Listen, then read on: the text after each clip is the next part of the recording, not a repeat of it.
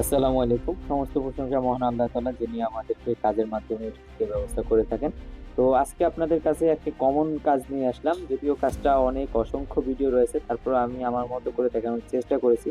আমার কাছে Note 9 Pro একটা ফোন রয়েছে, যে ফোনটির সমস্যা হলো লোগো হ্যাঙ্গিং, অথবা মাঝে মাঝে চালু হয় কিন্তু ফোনটা হ্যাং করে, ওয়াইফাই চলে না, ক্যামেরা প্রবলেম করে। তো বিভিন্ন ধরনের সমস্যা করে। আমরা বেসিক্যালি সকলেই জানি, যেহেতু টেকনিশিয়ানরাই আমার ভিডিওটা মোটামুটি দেখবেন।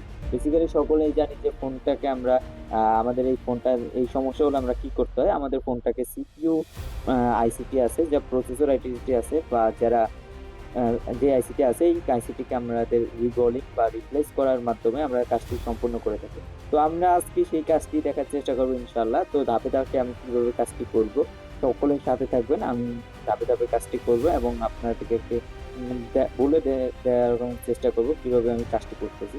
তো আমি ১ম এ আমাদের হট এয়ার গানের হিট টিকেট ২৫০ এবং এয়ারকে সুইচিং করে নিয়েছি, যাতে আমি গ্লুটাকে কাটতে পারি। এবং যেহেতু আপনারা জানেন অবশ্যই, এটা টেস্টেড সিপিইউ।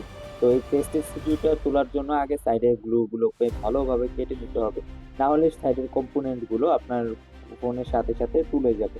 তো আপনারা এটা করে নিবেন। এরপর হট এয়ার গানের হিট ৩৫০ আমি নরমালি ইউজ করি। তো আপনারা এটা দিয়ে আইসিটিকে তুলে নিবেন।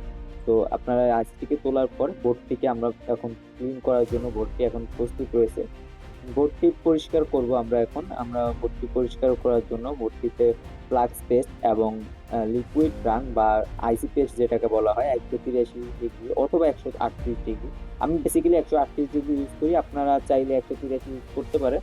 আমি ১৩৮ পেস্টটা ইউজ করব এবং ১৩৮ পেস্টটা দিয়ে ধাপে ধাপে ফোনটিকে অ্যা এ মাদারবোর্ডটিকে ক্লিন করে নিব, এবং যাতে আমাদের মাদারবোর্ডে যেই জায়গায় আইসিটা লাগবে ওই জায়গায় যাতে একদম ক্লিন থাকে। যেহেতু এটা পেস্টেড আইসি ছিল, অনেকগুলো পেস্ট ছিল। এই পেস্টগুলোকে আমাদের কিন্তু ভালোভাবে ক্লিন করতে হবে।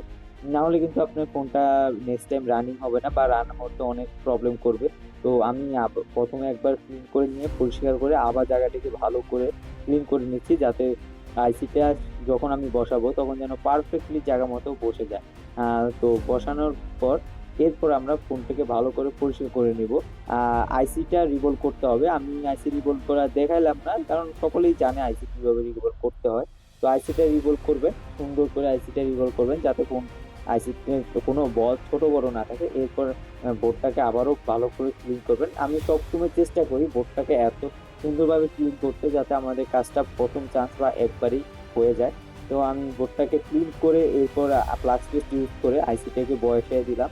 আ মাইক্রোস্কোপে জুমিং করার কারণে ভিডিওটা সম্পূর্ণ আসলো না। বাট আপনারা তো টেকনিশিয়ান যারা আছেন সকলেই বুঝে গেছেন আমি কি কাজ করেছি এখানে। আমি জাস্ট আইসিটাকে বসিয়ে দিয়ে একটু নাড়া দিয়ে নিয়েছি। এরপর আইসিটাকে খুলে বোর্ডটাকে ঠান্ডা করে আমি রেস্ট করা।